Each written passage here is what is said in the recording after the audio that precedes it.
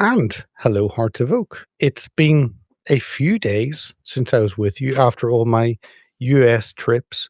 I'm now back, and I am delighted to have Annie Cyrus join us once again to discuss what actually Greenland is not the issue in my thoughts. It is what is happening in the Middle East, in Iran, which seems to be covered up really by a lot of our media, certainly in Europe.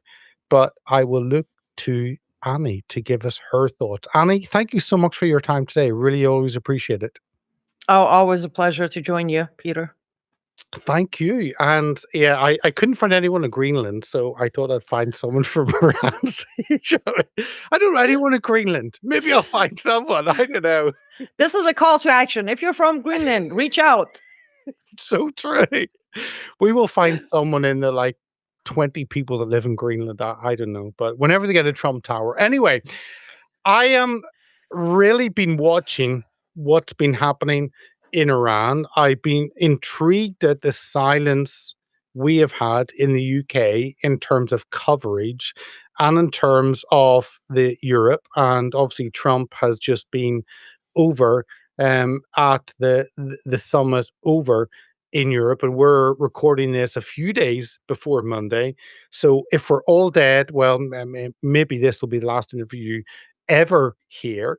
But Annie, I'm curious because we had the US strikes against Iran, lots of criticisms against President Trump for that.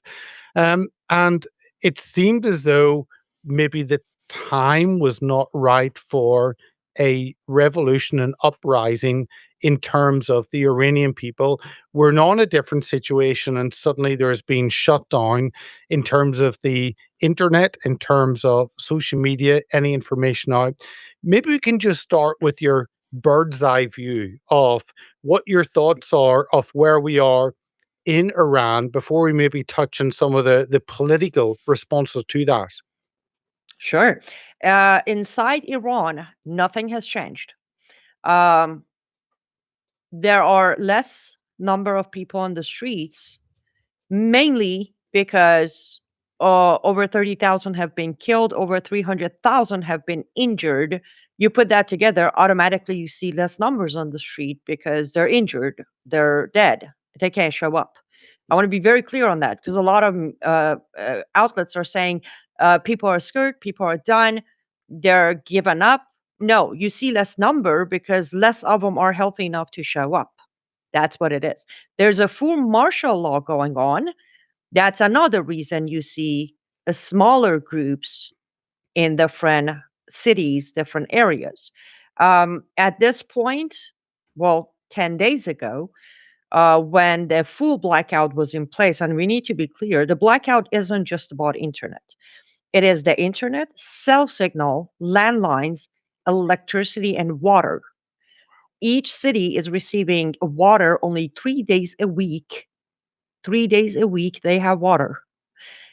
3 times a day, they lose electricity. One of those time is overnight. As sun goes down, they shut down electricity on the streets, in the homes. A lot of recent videos, you notice it's pitch dark. People are using their cell phone flashlights to show what's happening because there's a blackout in all fronts.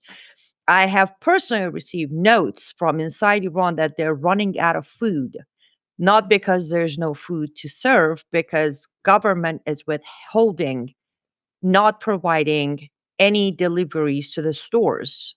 So they're killing, arresting, torturing, raping, and starving the people of Iran. That's where we're at today. Now, Iran is not. I think when you look at countries that are more significant and less significant in terms of the size of population. Iran is not a small country. It's what, 90 plus million. It is a huge country. More people living in Iran than the UK. Let me repeat that for our UK viewers. There are more people living in Iran than the UK, and yet there is so little focus on that. And I mean, speaking to that, because I think we forget the the amount of people that are there, the size of Iran, and therefore the presence that it has in the Middle East and on the world stage?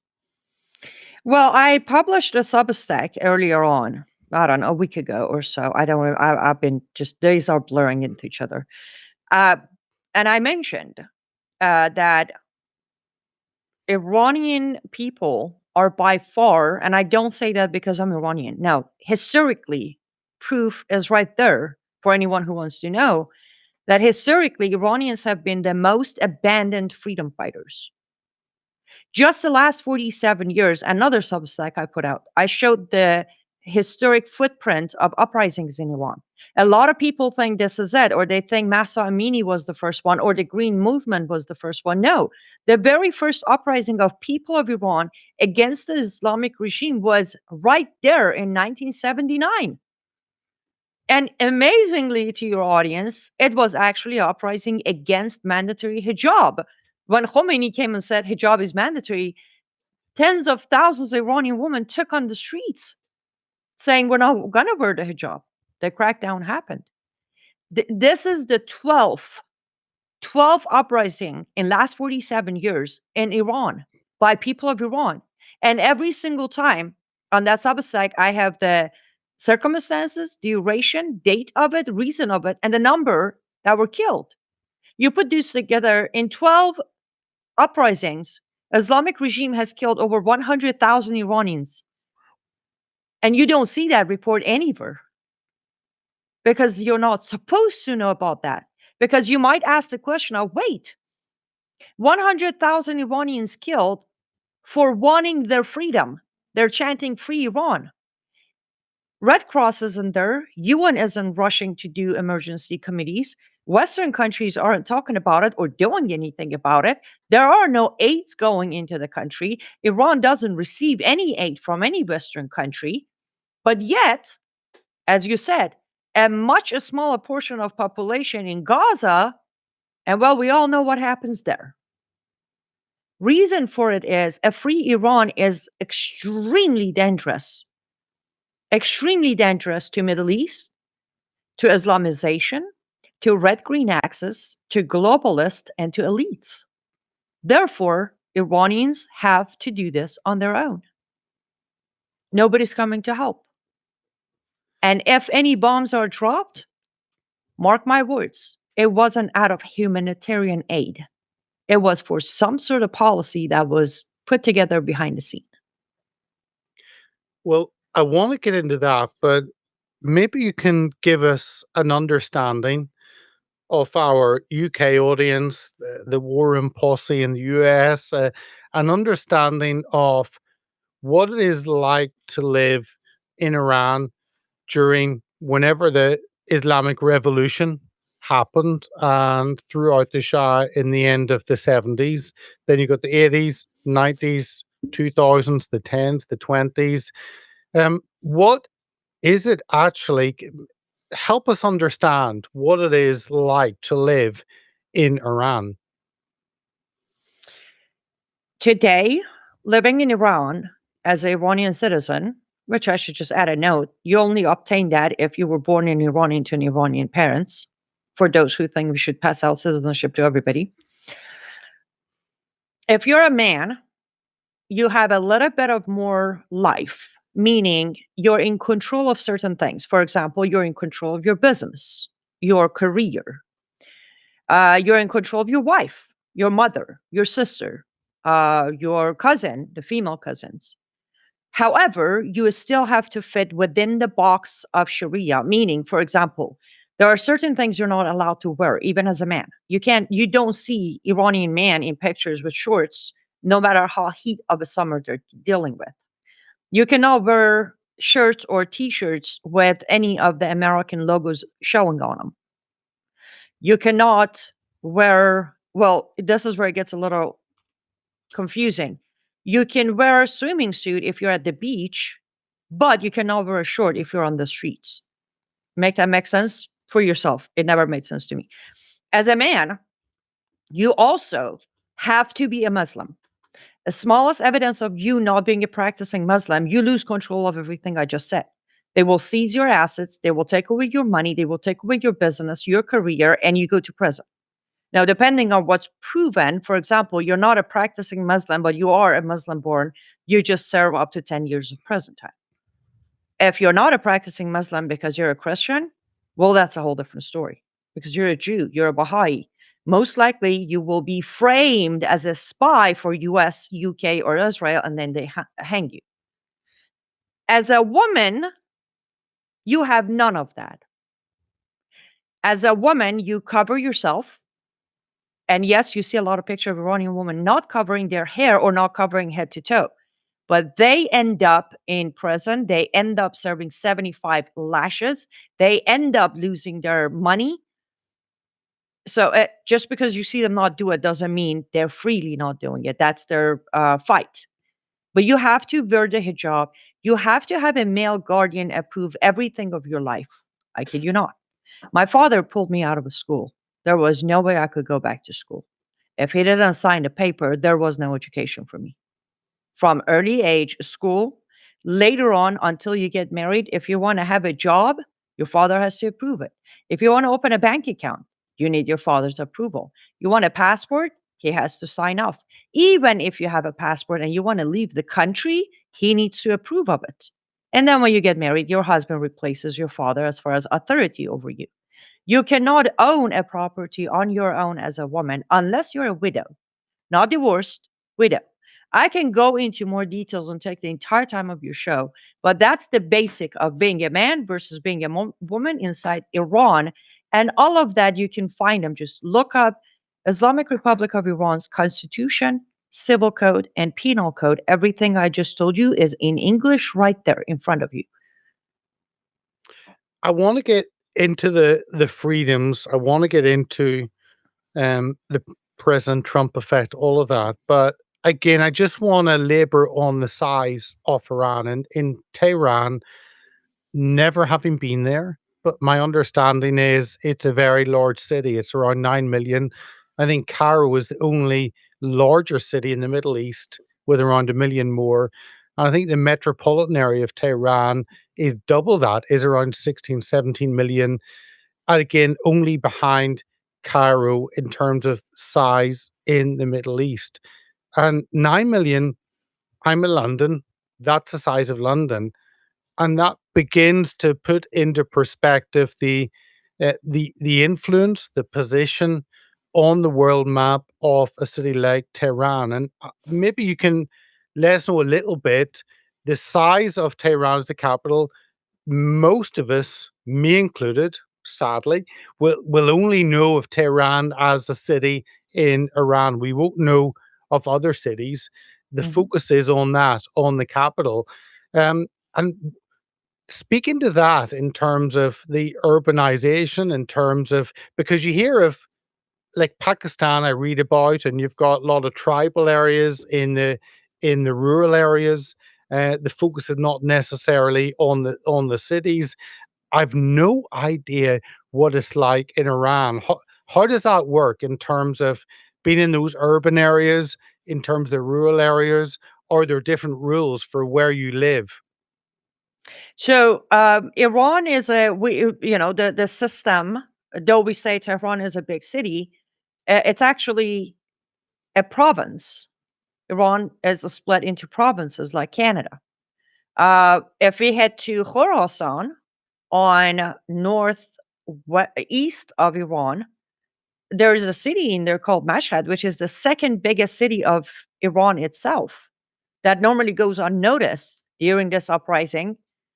They had millions showing up in Mashhad, but nobody covered it because Mashhad is the second biggest city, also the most Islamic religious city as well. But they have also flipped. The provinces, we don't have a state law in Iran. It's all federal law. It doesn't matter where you are, the law is the same. All of the laws are the same. Now, some areas, for example, north of Iran, by Khazar uh, Ocean, people there themselves, they aren't. They have kept the cultural old school life. A lot of them don't even have the modern technology that we have, not because they're Amish. It's just beautiful when they leave. Imagine parts of Italy, where they still bike and pick up fresh vegetable and go home. That's how it is. But the laws doesn't matter. But one thing it's important to bring up when we talk, yes, population is important to mention, the laws are, but let's remind your audience or those who may not know, Iran by itself, as today, as the borders stand, Iran leads the export of saffron in the world. Iran stands on top three countries of oil produced. Iran is one of the three countries in the world who has natural 24 karat gold. Iran also has 925 silver, and Iran has minerals. And Iran, after Afghanistan, is the second most produced opium in the world. You got to look at all of that. And we forgot to talk about the pistachio, which is again the number one in the world. For anybody who might think why I just said that nobody's coming to help Iranian people, that's the reason. That is the reason. A free Iran, just like it was during Pahlavi dynasty, it's gonna become the same jewel of the region it was. Who's gonna send troops to Middle East when the jewel of Middle East is freed again? Where it's providing great economy for neighbors and Western countries. What is Saudi Arabia is gonna do when Iran is freed and there's a big competition, uncontrolled leader who's going to compete on oil in the world? These are the reasons that we don't expect help to come. It's a curse and a gift when you're born in a country that holds very unique natural resources, including the fact that Iran within its borders, south and west, are the Gulfs. And then there are two mountains, and then you have the two deserts within that country. Very unique. And that has become a curse of Iran and Iranian people. Um, I I want to ask you about kind of how Iran fits into the Middle East before we get on to President Trump's statements, before we get on to um, maybe Reza Pahlavi as the son of the former Shah living in the US, and he's spoken about Israel and how he would treat Israel, which would change the whole makeup of the Middle East. But how does Iran fit into that? Because I've read that Qatar or Qatar for our US viewers who can't pronounce it correctly because it's with an A, but Qatar I've read that Qatar is a close ally of Iran. Qatar, of course, is extremely influential, not only because of the liquid natural gas, because of that position, but of course because of its influence in terms of Europe and the US because infiltrating many parts of it. But how does the geopolitics work in terms of Iran connecting with other Middle Eastern nations? So today's Iran under the Islamic regime, number one, proven again, not made up, receipt is on out there available. Iran's regime in last 47 years has funded majority of Islamic terrorism across the world. Iran regime, IRGC, Islamic Revolutionary Guard Corps, that was put together by Khomeini in 1978, they are the parent of Hezbollah. They created Hezbollah. They also created Houthis. Now, the closeness with Qatar is not even about all of that. It's the fact that Qatar, a lot of people keep asking me, like, what does Qatar care? Iran needs Qatar. Qatar doesn't need Iran. Yes, they do. Qatar has the money, but without Islamic Republic of Iran's training and weapons, Hamas is not going to survive. Qatar needs Hamas to survive. That is where the tangle stands between Qatar and Islamic regime of Iran. Hamas. Qatar funds them, but Qatar doesn't give them the money to go buy their own equipment and military and weapon. Qatar gives the money to Iran. Iran gives Hamas the soldiers, the training, and the weapons, including a lot of weapons America left behind in Taliban that Iran purchased from Taliban. You really think Iran paid for that? Oh no, money was Qatar money.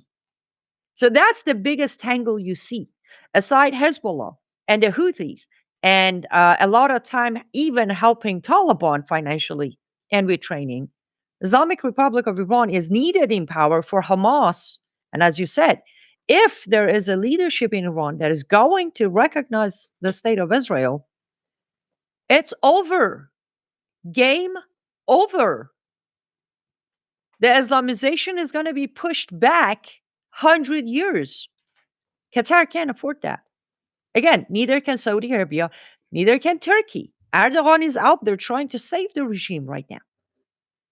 On cameras, you see Erdogan or Turkey and Iran being each other's enemy. In reality, they're not. They're allies. They benefit from each other's existence. Let's know about it because you've got this competition, I guess, to be the strongman of the Middle East, with Iran, with Turkey, with Qatar, with Saudi Arabia not wanting to be left behind. And those, from my position in the UK, they seem to be the strongest voices in the Middle East in terms of trying to position themselves. But you're saying some of them fit together like a jigsaw, but others may be in competition. How does that work? Yes. So again, when it comes to, and we shouldn't necessarily just say Middle East because it is, so it is Middle East, and then some of these countries are the region, or I think it's Central Asia, but we just say Middle East for easier vocabulary of mine. A lot of them, what they play outside of their behind closed door is very different because they have to pretend, you know, competition. Now, Saudi Arabia stays out of this. Saudi Arabia is afraid of competition coming back because since the 47 years ago, since 79, pretty much Saudi Arabia became the producer of oil for the West. So that is legit. They are concerned about that. And Very the much. friend of America as well. Very much. Yes. I want to say I'll be more than happy to do a deep research and do a substack on it. But for last 40 years, for I would say no, 36 years, Saudi Arabia's entire growth and development was because of this alliance with the US. And again, when you go back, when you look at it, for those who might already been there age-wise, during Pahlavi dynasty, we experienced the not absolute, because for us Christians we know that's not going to come, but we faced the most peaceful time of Middle East and the region. The reason was when there was nobody who had enough money and power to fund all terrorism, there weren't any terrorist groups out there.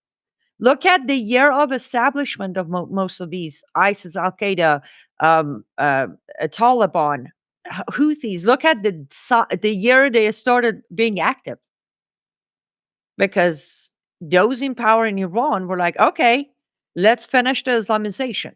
And again, if you read the Constitution of Islamic Republic of Iran, on very first page, I believe it's paragraph or end of second paragraph, it says this constitution has been, this constitution is written to complete the revolution that was the opening path for global caliphate. So that's where the Islamic Revolution of 79 was at. And to this day, they did open that path, didn't they? The import and export of jihadists and the sleeper cells into the West all happened because of the regime. And yes, there are, for example, Lebanon with Hezbollah. The people of Lebanon would love the change of regime in Iran, but the government wouldn't. Because the government right now, who plays with us saying, oh, yeah, give us money, we're going to disarm Hezbollah, is Hezbollah in Lebanon. Again, the same thing with Houthis, same thing with Hamas. There is no PLO getting aid from US or UK or France for that matter if the mullahs aren't in power because Hamas isn't equipped to fight Israel. Therefore, there is no war and genocide going on. So nobody needs aid.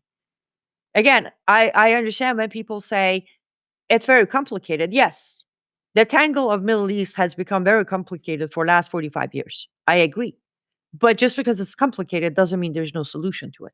Sometimes the more complicated, the easier the solution. Before I ask you about President Trump's statements, let me ask you about kind of internally where the opposition lies to the Islamic government. And it's interesting that when I watch the BBC, they're unable to talk about the Islamic Republic of Iran.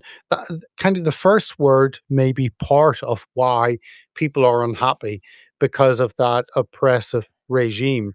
But I've never knowing were individuals outside Iran that actually have wanted to free Iran and have been in exile. And one of those recently that a number of us have probably read about in our ignorance is Reza Pravali, who is based in the US. When I looked into him, I think he was training with the US Air Force back in 78, 79, whenever the revolution happened. And his father was the leader of Iran. He stayed in the US. So he's been there for nearly all his life. I think he was a teenager whenever he was with the US Air Force in Texas.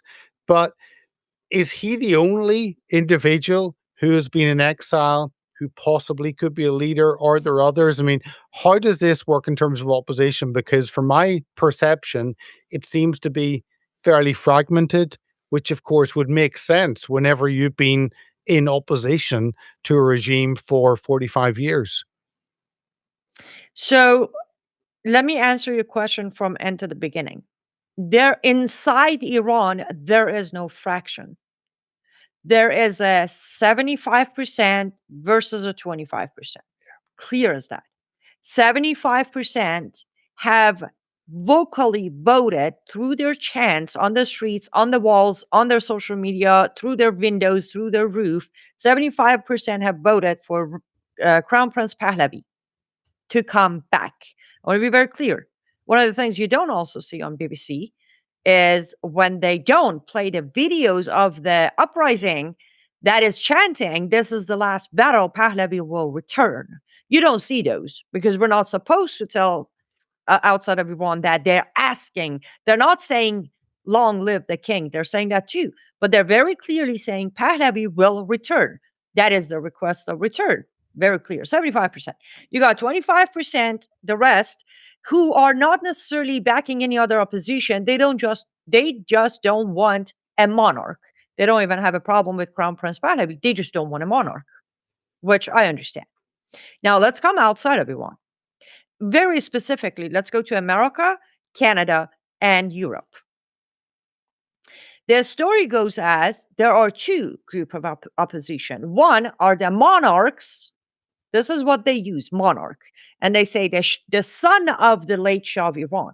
I want to be very clear. By the way, Reza Pahlavi has my vote as well. Not because of his father, no, because of him.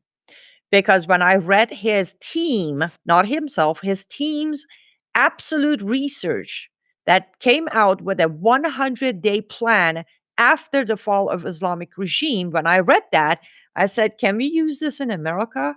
It was so brilliantly put together from all departments of education, economy, policy, retraining, right? All of that is in that 100-day plan. For your audience, if you want to look it up, just look up Phoenix Plan of Iran. It's in English. Imagine that. So in that, it's very clear he is not going to come back as a king. He's not resuming Pahlavi dynasty. He has said that he is ready to take on the transitional republic government of Iran during those 100 days to settle things And then people can choose what they want to do after that. So when you hear from BBC or CNN or Fox and Newsmax that the monarchy is coming back, that's a lie. That second group. They're also talking about a group called NCRI, National Council of Resistance of Iran. The original name for some of the oldest schoolers in London, they are the MEK, the Mujahideen Khalq, the very group that UK, France, Italy, Belgium, Sweden, US, Canada listed as a terrorist Islamist Marxist group. They have somehow resurfaced as a rebranded, reform, great group who are now an option for after the regime. That's what you hear out here. But as I said, Iranians don't want MEK. We will never accept MEK. I don't care how much MEK is spent on buying lobbyists and politicians to go speak on their behalf. And I literally have a list of the names of politicians from UK to US who are supporting MEK.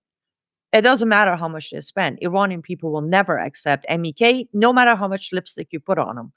However, based on reporting in the West, I have to say there are two opposition groups, but only one of them is legit. Only one of them is not a jihadist, Islamist, Marxist. And it's only one of them who majority of Iranian are calling for. Well, I've seen that a lot from Crown Prince Pahlavi, knowing little about him until the last few days. But I've also watched President Trump, and President Trump is an individual that makes huge statements to blow the opposition away in terms of rhetoric. And looking at, I think yesterday, a headline on the Daily Telegraph from the UK was Trump orders military plan to wipe Iran off face of the earth. US president demands attack options for decisive action that could collapse the regime. Now, none of that could be true. I'm just reading what the British press say. That is no longer an authoritative position to have. But where does President Trump, because obviously he had the attacks on Iran that was worked out with Israel, which was, when was that? That was what, 4 or 5 months ago? So about 7 7 June. months, okay, time flies. Oh my goodness, time flies. So you had that, and then that was a statement of intent against Iran that the US, we can find you wherever you are. We will send in, and of course, what's happening in Venezuela reinforces that. But how does this fit with the Trump administration in terms of getting involved, in terms of being willing to remove this regime, which really would make for a much better Middle East? How do you see the administration fitting into all of this? Well, I need to add a if to your sentence. Everybody need to realize with what I just said before this question, removing the Islamic regime does not necessarily mean a better Middle East or a better world. Who sits in their place? It could mean civil war. No, No, no. If Trump administration decide to remove the regime, my earliest Substack, few days after the uprising started, I published a Substack and I gave it three possible outcomes. One of them, which was my number two, was US will again hijack Iran's revolution. If this revolution is hijacked and US takes out the regime and decide to force MEK on Iran, oh, things are going to get worse, not just for Middle East, but rather for America and Europe as well. Again, this group has blood of American soldiers and American citizens on their hand. They are not shy to do it again. So, taking out the regime is one step. What comes after that is the most important step. A lot of people think take out the regime, that's it. No. Step two is way more important than step one. That regime is collapsing on its own. And mark my words, either help comes or not, that regime is done. By the way, for the record, I've been one of the voices, Iranian voices out there asking for US not to get involved, just like I did with the 12 Days War. Look what happened when US got involved.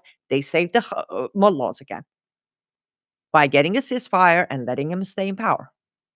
So, if US does go in and take out the regime, well, first of all, you don't need to wipe the country off the map to take out the regime. And these are the times that I have pretty much tuned out Trump from my head, because depending on what time of the day and which location and which suit he's wearing, scenario is different. Like yesterday was like, Iran wants to talk, we'll talk. And then this morning was, we're going to wipe him off the map. However, if you follow his own wording, you don't need to wipe Iran off the map to take out the regime. And if you do take out the regime, I hope you turn around and come back home and let the Iranian people finish it, unlike 79. If they don't, if they stay and they try to force MEK, there will be a bigger bloodbath inside Iran. And I am so afraid that for first time in history, we will witness Iranian citizens having blood of American soldiers on their hand, and vice versa. So again, I don't think help is coming. I'll be very loud and clear. Help for the people of Iran isn't coming. A possible strike to hijack a revolution is most likely to come within next 2 to 3 weeks. And what happens after that will define the next 50 years of the world. Again, this isn't just about Iran. It's about the world. Whatever happens in Iran does not stay in Iran. Iran is not Afghanistan. Iran is Iran.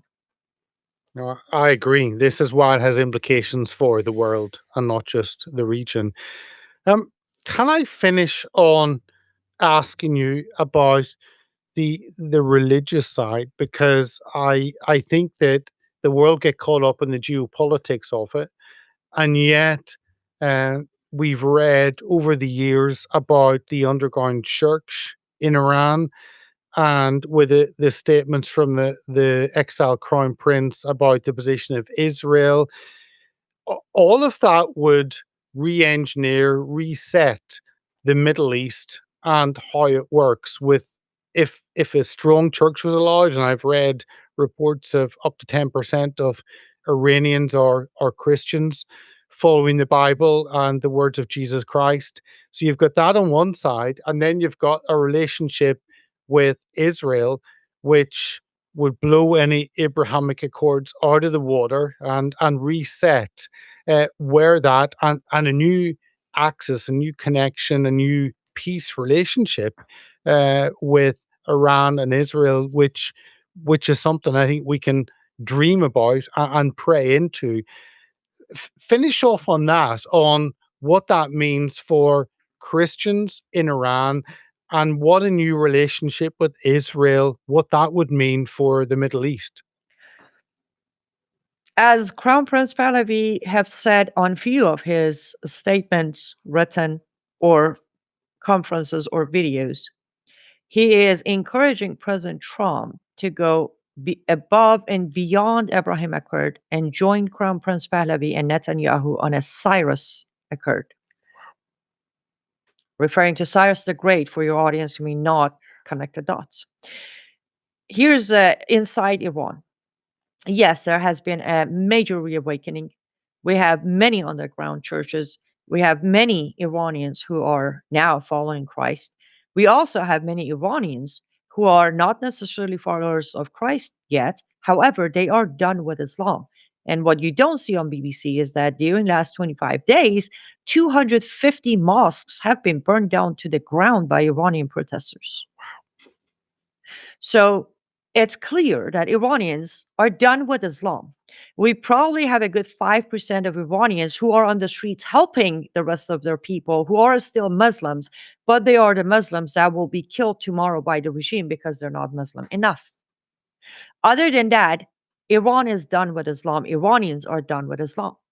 Now, as far as Crown Prince Pahlavi on his announcement of his immediate plans after the fall of the regime, yes, he said the state of Israel will be recognized immediately. Now, I want to remind your audience or inform them if they're younger. In March of 1950, The first country in Middle East and the region to recognize Israel was his father, King Pahlavi of Iran. So he's about to repeat history in Middle East. Also, few days before the 12 Days War, his beautiful daughter got married. Beautiful wedding. And if you want to look at him, just say, Crown Prince Pahlavi's daughter's wedding. And she married an American Jewish businessman. Wow. He's not just saying, because I have had people say, oh, he's just claiming it, he's not going to do it. His daughter is married to an American Jewish man right now. That's more than words. That happened years. The meeting, the getting to know each other, becoming, getting engaged, getting married, that happened years before the 12 Days War or whatever. Also, I want to remind people on April of 2023, on the day of Holocaust Memorial in Israel, Crown Prince Pahlavi, his wife, and his entire family received a personal invitation from Netanyahu. They attended it. It was the first official invitation of Israel government of Pahlavi family, what's left of them, to go to the country. They showed up. They were there. They had meetings. They talked, and they came back. So Prince Pahlavi grew up in a family that respected Israel, loved the Jewish people, and his entire life in exile, he has never failed to mention that he looks forward to a Cyrus occurred in Middle East if one man would get over his own ego and look at the bigger picture. But we shall wait and see. Well, that is a perfect end. I think an end to calling the viewers to pray for that.